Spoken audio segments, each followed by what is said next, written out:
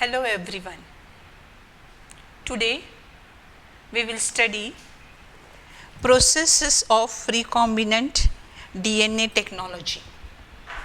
In our previous class, we have already studied principle of biotechnology and tools of recombinant DNA technology. In today's class, we have to study the next point, that is 11.3, the processes of recombinant DNA technology. This is the third point from chapter number 11. Already you know principles and the tools required for the process. So in this class we will study how the process will occur and which are the main steps. Next. So here, processes of recombinant DNA technology, there are 6 important steps. Isolation of the genetic material DNA, cutting of the DNA at specific locations. Third, amplification of gene of interest using PCR. Fourth one, insertion of recombinant DNA into the host cell. Fifth one, obtaining the foreign gene product. And the last one is downstream processing. These are the 6 steps.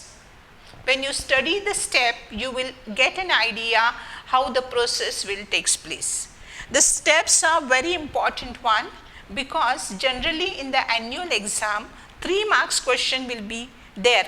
Mention the important steps of recombinant DNA technology.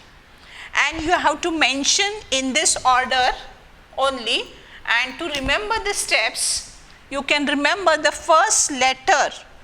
This is one of the memory technique, acronymic technique. In this acronymic technique, first letter can be remembered, and with the help of the first letter, you can create one sentence, and with that you can remember. So here see ICAIOD. You can visualize yourself. That is, you are CA holder. CA is one of the degree from the commerce faculty, charter account. You are the CA holder, and IOD, you are in over demand. So like this way, you can remember the steps by remembering the first letter. Because in the exam, you have to write the steps as it is in this sequence order. So the 6 steps: isolation, cutting, amplification, insertion, obtaining, and downstream processing. Now we will study one by one step in detail. Next, here the first, isolation of the genetic material DNA. So how the DNA is isolated? Here first they treat bacterial cell, plant, animal tissue with enzyme like lysozyme if it is a bacterial cell, cellulose if it is a plant cell, and chitinase if it is a fungus. And the cell is broken, releasing DNA. When the DNA is isolated, along with that other macromolecules also there.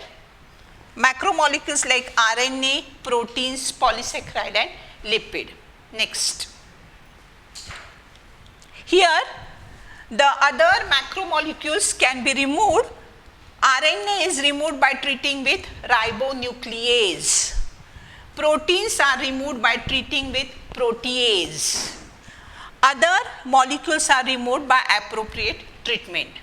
So with the help of enzymes, you can remove the macromolecules. And when chilled ethanol is added, purified DNA precipitate out as a fine threads in suspension. So you can see here in this diagram, here alcohol, when it is added, you can find 2 layers. This method is called spooling, and here separated DNA can be removed by spooling. So in this first step, the DNA is isolated from the plant cell, animal tissue, or bacterial cell. Next, second step. Now the second step is cutting of DNA at specific locations. So here the already when we have studied the tools, I have told you about the restriction enzymes. Restriction enzymes are called as the molecular scissors, and they have capacity to cut the DNA fragments. So here purified DNA is incubated with specific restriction enzyme. As a result, DNA digests. DNA fragments are separated by technique called gel electrophoresis. Here agarose gel electrophoresis is employed to check the progression of restriction and enzyme digestion. Next. So here, what is this gel electrophoresis that we must know? So with the help of that gel electrophoresis, you can get the separated DNA fragments. DNA is negatively charged, so it moves towards the anode. And DNA fragments are separated according to their size through sieving effect of agarose, and smaller size the fragments move fast. Here DNA fragments can be seen bright orange color bands when they are stained with the ethidium bromide and exposed to UV radiations. And the last step is DNA brands are cut from the agarose. This is called elution. Cutting of the DNA fragments from this, it is called as a elution. The cutout gene of interest from the source DNA and cut vector mixed and ligase is added to create the recombinant DNA. Ligases it can use to join the DNA fragments. So in the second step, you must know how the electrophoresis takes place to get the separated DNA fragments. Here you will find the gel electrophoresis showing migration of undigested and digested sets of the DNA. So you will get the DNA fragments separated. Generally, this diagram will ask for 2 marks, that is the gel electrophoresis diagram. In this diagram, DNA fragments are separated according to the size, and here this entire process is called gel electrophoresis. So how you are going to remember the points? First, effect of electric field. When the negatively charged, it moves towards the anode. If sieving effect, in the sieving effect, they are separated, larger fragments and smaller fragments. Third is treated with the ethidium bromide, then they can be visualized. And last one is the cutting or elution. Elution, that is the separation. So in the electrophoresis techniques, you have to remember these steps, that is effect of electric field, sieving effect, then the treating with the ethidium bromide and the elution. So here about this gel electrophoresis, that is related to the second point. Next, third is amplification of gene of interest using PCR. PCR means polymerase chain reaction. So here polymerase chain reaction is synthesis of multiple copies of gene of interest in vitro. Vitro means in the laboratory, using 2 sets of primers and the enzyme DNA polymerase. You can get the billion copies of DNA by using this technique, and the technique is called PCR, polymerase chain reaction.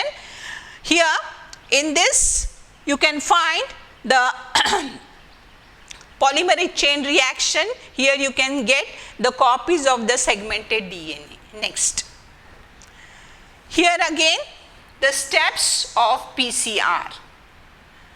Separate question may be asked, give a brief account of PCR. So PCR, it is a technique to get the more copies of DNA of interest. There are 3 steps are there: denaturation, annealing and extension. In the denaturation process, heating of DNA at a high temperature, and due to that heating process, what will happen? The DNA strands, they get separated. DNA is a double-stranded structure. The two DNA strands are separated due to the heating, and the process is called denaturation. Second step is called annealing. Annealing is nothing but joining of the two primers at 3' end of the DNA templates. So here, when the heating is done, the two strands get separated. Two strands get separated, and at the 3' end, the primer is there. That primer is mainly joining of the primer. Always this primer is present towards the 3' end of the DNA. DNA, it is a double-stranded structure and it is anti-parallel.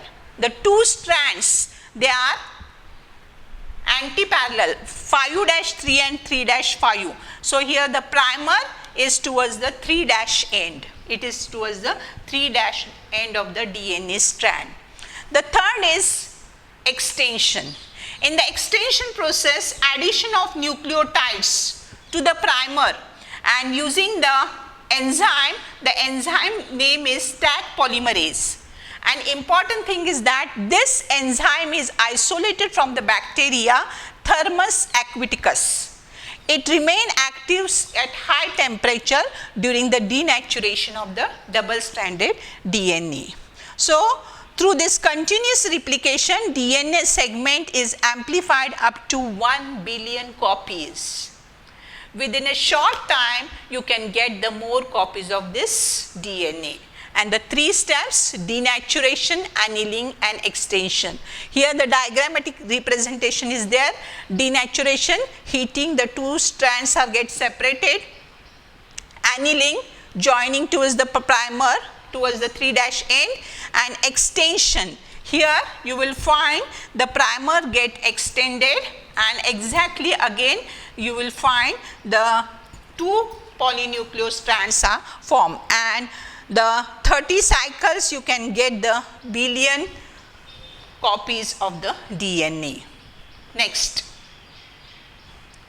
So here the fourth step is that insertion of recombinant DNA into the host cell. When we have studied the tools at that time, I have told you the host is competent host. Host is E. coli, Escherichia coli. The host must be made competent by methods like gene gun method, microinjection. And when the host is competent, it can accept, it can take this recombinant DNA. So you will find that using any method means 4 methods we have studied in the tools. You can find the legated DNA is introduced into the host cell and they take up the DNA from the surrounding. So here it is a E. coli bacteria and it is accepting that recombinant DNA. Why it is accepting? Because it has made competent by microinjection or gene gun method. And this recombinant DNA here bearing amplicin resistant gene is transferred into E. coli cells. The host cells become amplicin resistant cells. And if the transformed cells are spread on agar plate containing amplicin, only transformants will grow and untransformed recipient cells will die.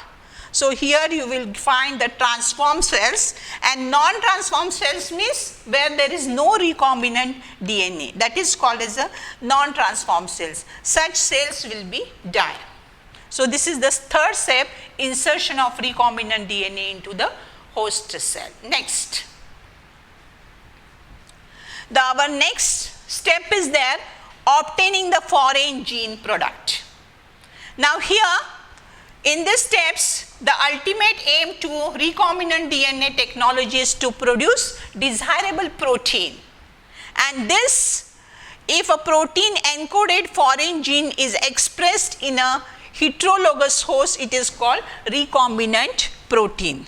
Cells with foreign genes can be grown in the laboratory.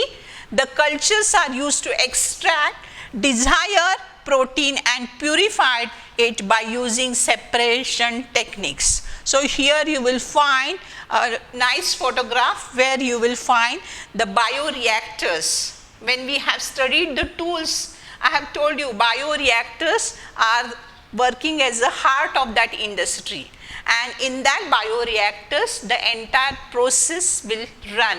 That is, raw material is converted into the desired proteins. Next. So, the last step is downstream processing.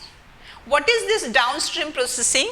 It is nothing but separation and purification of the products. Here, the processes such as separation and purification of products after biosynthetic stage, here the product is formulated with suitable preservatives. Such formulation undergo clinical trials and strict quality control testing will be done. So, after passing through this quality control testing, the final product is formed.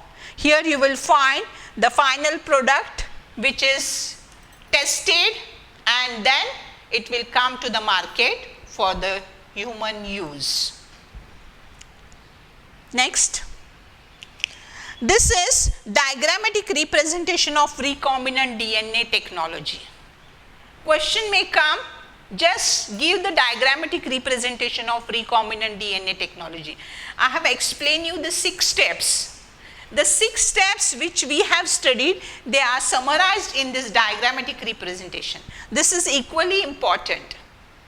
So, here you will find, see, this is a foreign DNA and this is the vector DNA, that is the plasmid. We have studied the plasmid PBr322. Now, the thing is that same restriction enzyme cutting both foreign DNA and vector DNA at specific points. So, both the DNA, they should cut with the same restriction enzyme. Then, here these are the fragments of the DNA, and here the plasmid is cut. Now, with the help of ligases, you can join the fragments. So, in this you will find that this, look at this portion, here the fragment of DNA is introduced into this plasmid. So, ligases join foreign DNA to the plasmid, and this is called as a recombinant DNA. Now, this recombinant DNA you have to introduce into the host cell. Host is E. coli, Escherichia coli bacteria, and in this bacteria you will find the transformation, that is the recombinant DNA. It is accepted with the help of microinjection and gene gun method, and lastly you will find these desired proteins you can put along with E. coli in the bioreactors to get the desired products. So, this diagrammatic representation is very important one. Here the same restriction enzyme should cut foreign DNA and the plasmid DNA. So, here and ligases, it is a joining the DNA fragments, then this recombinant DNA is introduced into the E. coli host and the process will go. So, here in today's class, we have discussed the processes of recombinant DNA technology. The first process with the 6 steps, that is ICAIOD. I have told you to technique to remember the steps. Then you must know about the gel electrophoresis, which is used to separate the DNA fragments. You must also know about the PCR, polymerase chain reaction, to get the amplification. So, in the processes, 3 main processes are there. Main process with the 6 steps, then separately gel electrophoresis process and PCR process. So, here we have completed the processes of recombinant DNA technology. You have to prepare for the exam by solving the question. If you go through the previous year question, you will get an idea what type of the questions will be asked. In our next class, we are going to discuss on the questions, and then we are going towards the next chapter. So, here we have finished chapter number 11. We have completed 11.1. that is Principles of Biotechnology, 11.2 Tools of Recombinant DNA Technology, 11.3 Processes of Recombinant DNA Technology. Thank you.